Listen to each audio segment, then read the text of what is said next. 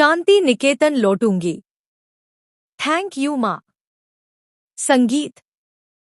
पहली बार गौतम ने अपनी माँ तुलसी से कुछ मांगा और तुलसी इनकार नहीं कर पाई। आखिरकार अपने पहले बेटे गौतम की खुशी के लिए तुलसी शांति निकेतन वापस लौट आई है अपने बेटे के साथ।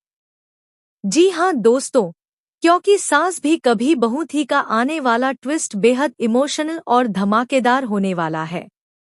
कहानी में आप देख रहे हैं कि नंदिनी और करण का रिश्ता टूटने की कगार पर है।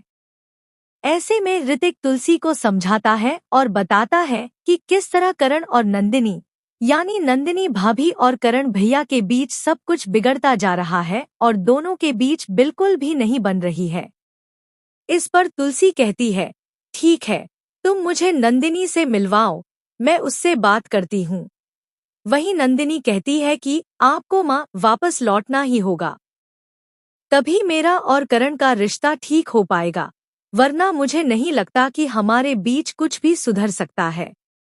लेकिन तुलसी मना कर देती है और यह भी कहती है कि अगर करण भी यहाँ आकर मुझे चलने के लिए कहता तब भी मैं मना ही करती। अब यहाँ तुलसी एक बड़ी दुविधा में है, क्योंकि एक माँ को अपने बच्चों की चिंता होती है, लेकिन यहाँ बच्चे ही चाहते हैं कि उनकी माँ वापस लौट आए। इसी दुविधा में तुलसी भगवान से प्रार्थना करती है और उनसे सही राह दिखाने की गुहार लगाती है। तभी गौतम वहां आता है और कहता है कि उसे आज तक वो प्यार नहीं मिला जो उसे मिलना चाहिए था।